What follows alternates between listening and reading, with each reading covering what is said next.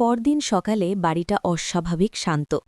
ঝিল খুব ভোরে উঠে সবার জন্য চা তৈরি করেছে, কিন্তু রায়পূর্ণা সেই চা স্পর্শও করলেন না। তিনি গম্ভীর গলায় বললেন, যে বাড়িতে আমার সম্মানের দাম নেই সে বাড়ির অন্ন জল গ্রহণ করা আমার কাছে বিষের সমান। চৈতি তৈরি হয়ে নিচে নেমে এলো, তার চোখে মুখে এক অদ্ভুত ধূর্ত হাসি। সে তিতিরকে ইশারায় ডেকে নিয়ে পাশে গিয়ে বসল। চৈতি উচ্চস্বরে বলল, আজ নার্সিংহোমে অডিটর আসছে, সাক্ষ্য খুব ব্যস্ত থাকবে। আমি ভাবছি ঝিলকেও যদি সাথে নিয়ে যাওয়া যেত, ও তো অনেক শিক্ষিত, অন্তত ফাইলগুলো গুছিয়ে দিতে পারত। সাক্ষ্য খেতে খেতে বলল, ভালো প্রস্তাব, ঝিল তুমিও চলো আমার সাথে। বাড়িতে বসে এসব অশান্তি শোনার চেয়ে কাজ করা অনেক ভালো। ঝিল অনিচ্ছা সত্ত্বেও রাজি হল, কারণ সে চেয়েছিল সবার সাথে সুসম্পর্ক বজায় রাখতে। নার্সিংহোমে পৌঁছানোর পর চৈতি ঝিলকে একটা বিশেষ কেবিনে নিয়ে গিয়ে বলল, ঝিল, এখানে গত ৩ মাসের মেডিসিন স্টক আর বিলের ফাইল আছে, তুমি একটু মিলিয়ে দেখো তো, আমি আসছি। ঝিল যখন মন দিয়ে কাজ করছে তখনই চৈতি কৌশলে কিছু দামি ইনজেকশন আর ড্রাগস ঝিলের ব্যাগের ভেতর ঢুকিয়ে দিল। তারপর সে সোজা চলে গেল অডিটরের রুমে, যেখানে সাক্ষ্য আর তৃণাঞ্জন বসেছিলেন। কিছুক্ষণ পর হঠাৎ শোরগোল শুরু হল। চৈতি হন্তদন্ত হয়ে ভেতরে ঢুকে বলল, সাক্ষ্য, একটা সর্বনাশ হয়ে গেছে, আমাদের জরুরি স্টকের কিছু দামি ওষুধ খুঁজে পাওয়া যাচ্ছে না। নার্সরা বলছে ঝিলকে ওই ঘরে একা দেখা গেছে। সাক্ষ্যর বিশ্বাস হচ্ছিল না।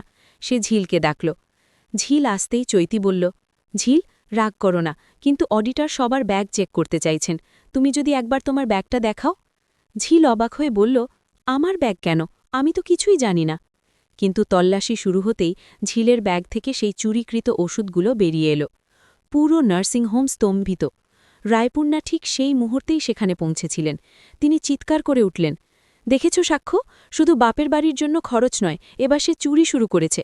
এই লোভী মেয়েকে তুমি আজই ডিভোর্স দাও। চৈতি আড়াল থেকে হাসছিল, তার মনে হচ্ছিল সে জিতে গেছে। কিন্তু ঠিক তখনই ভ্রমর সেখানে এসে হাজির হল, তার হাতে একটা মোবাইল ফোন।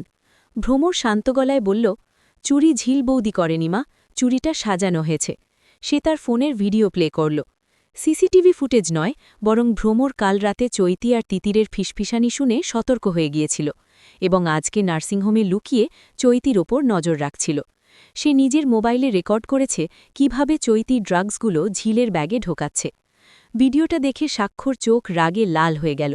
সে চৈতির দিকে তাকিয়ে বলল, তুমি এত নীচ হতে পারো চৈতি, নিজের শিক্ষার অহংকার করো আর কাজ করো অপরাধীর মতো।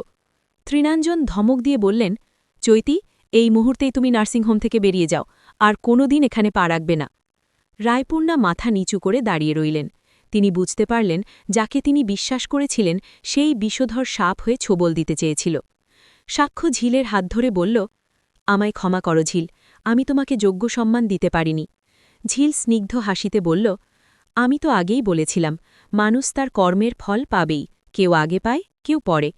চৈতি অপমানে ঘর থেকে বেরিয়ে গেল, কিন্তু তার যাওয়ার আগে সে বলে গেল, হার আমি মানব না ঝিল, এই অপমানের শোধ আমি নেবই।